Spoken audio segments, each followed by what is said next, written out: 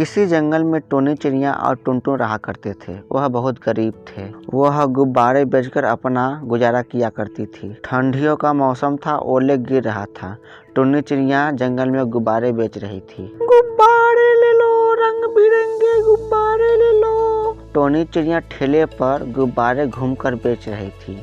तभी पीछे से नंदू कौवा आता है और एक टोनी चिड़िया के गुब्बारे लेकर भाग जाता है। रुको रुको नंदू, मैं अभी आता हूँ। तुम्हारे घर तुम्हारे माँ से कहती हूँ। टोनी चिड़िया गुब्बारे का ठेले लेकर अपने घर आती है। टुनटुन बेटा माँ को देखकर बहुत खुश होता है, परंतु माँ उदास थी। आप इतना उदास क्यों हो? प्लीज माँ मुझे बताओ ना, क्या करूँ बेटा? आज भी गुब्बारे नहीं बिका। नंदू कौवा बहुत जालिम है। वह एक गुब्बारा लेकर हमारा भाग गया। टुनटुन बेटा, कल तुम मेरे साथ चलना। गुब्बारे बेचने वाला हम दो लोग होंगे तो कोई नहीं गुब्बारा चोरी करेगा। ठीक है माँ, कल मैं भी तुम्हारे साथ चलूंगा गुब्बारे बेचने।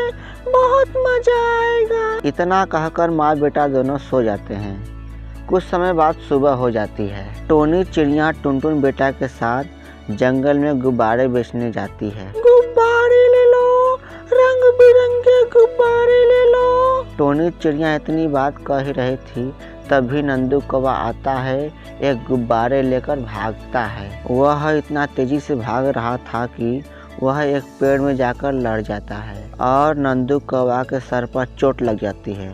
नंदू कौवा बेहोश हो जाता है। तभी मिट्ठू तोता भी आ जाता है, टोनी चिड़िया भी आ जाती है। टोनी बहन, ये नंदू कैसे पेड़ से लड़ गया?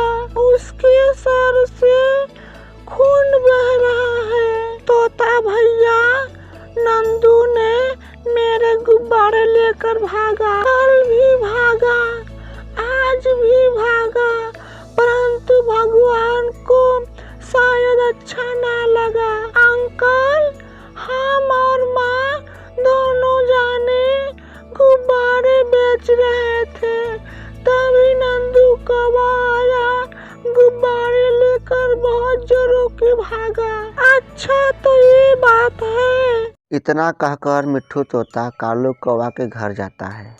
कालू कौवा और गौरी सोए हुए थे घोंसले में। मिट्ठू तोता सारी बात बताता है कालू और गौरी को। दोनों को साथ लेकर नंदू कौवा के पास आता है। कालू, देखो मेरे बेटे को क्या हो गया, कैसे सोया है। नंदू बेटा उठना, देख तेरी माँ आई है। कालू के मुंह से कोई आवाज नहीं निकल रहा था। तब मिट्ठू तोता कहता है, कालू, मुंह क्या देख रहे हो?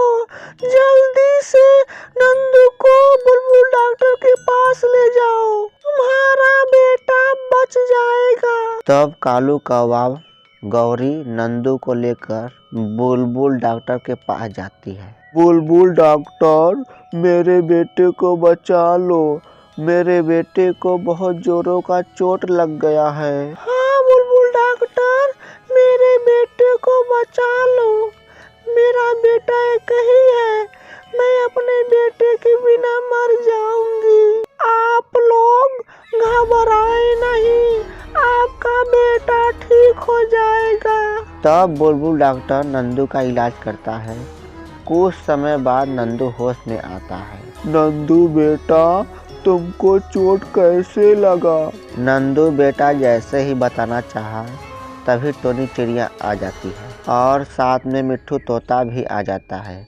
तब टोनी चिड़िया कहती है, कालू भैया, मैं नंदू से मना किया था कि गुब्बारे चोरी कर कर मत भागो, लेकिन वह कल भी गुब्बारे लेकर भागा और आज भी भाग रहा था, लेकिन एक पेड़ से जाकर लड़ गया।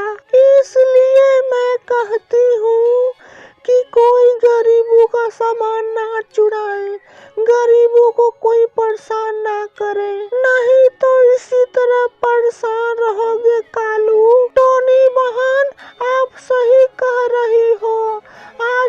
बाद हम कभी नहीं चोरी करेंगे और अपने बेटे को भी नहीं सिखाएंगे।